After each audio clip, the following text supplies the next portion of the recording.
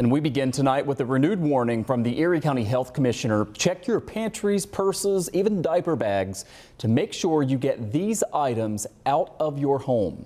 We've been reporting on these lead-tainted applesauce pouches for the past few months now. The CDC saying nearly 400 lead poisoning cases are linked to the tainted products. And here at home, health professionals have now identified 4 cases in Erie County likely linked to the contaminated items. The recall remains in effect for the products sold under the Wanabana, Schnucks, and Weiss brands. Joining me live here tonight is Erie County Commissioner of Health, Dr. Gail Burstein. Dr. Burstein, always great to have you on. And you know, these are popular items marketed to babies, to toddlers. First question here, what should parents do if their child has eaten any of these items? Well, first of all, it's always important to check with your healthcare provider, so your child's pediatrician. Most pediatricians in our area have leaded screening tests available right in their office. So also the AAP in New York State, the American Academy of Pediatrics and the New York State Health Department, and us, Erie County, we recommend that all children get screened for lead at least at 12 months and 24 months of age. And healthcare providers may decide to screen more frequently just based on the child's risk. So we know lead is a problem in our community, and so we're already geared up to do a lead screening and take action if the levels are high. But hopefully all these products with the applesauce with cinnamon have been removed from the shelves. However, we're worried that people might still have them in their cabinets at home, in their kitchen, in their diaper bag, or somewhere where they just have to have a snack for their kids to eat, in case they're hungry.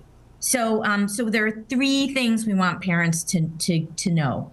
First of all, if you have these products in your home, get rid of them.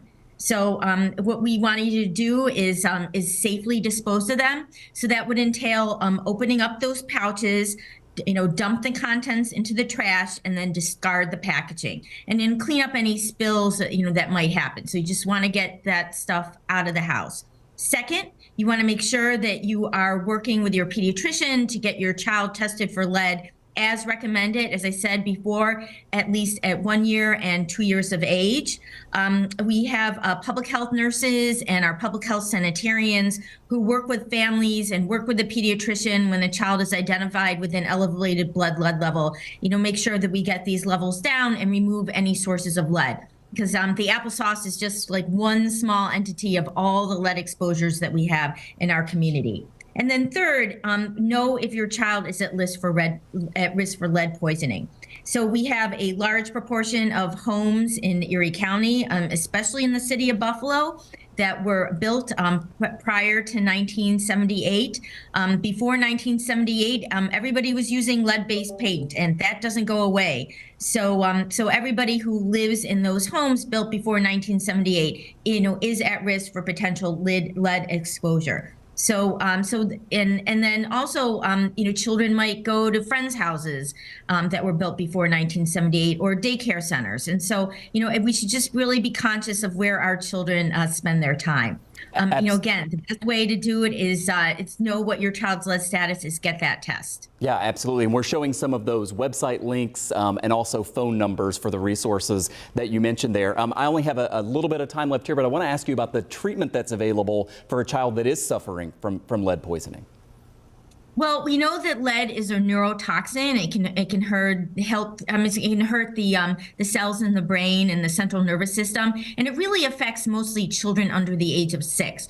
And so for those children with certain elevated, very, very high levels of lead, there is medication that can chelate, remove the lead from the bloodstream. But most children have elevated lead levels that are way below that. And just working with the family to remove exposure, to remove potential food, to make sure that the house, if it has peeling, chipping paint, or paint around the windowsills, when you open and close them, it produces lead dust. Make sure that those are repaired adequately. And we have resources, we have training, we have starter kits.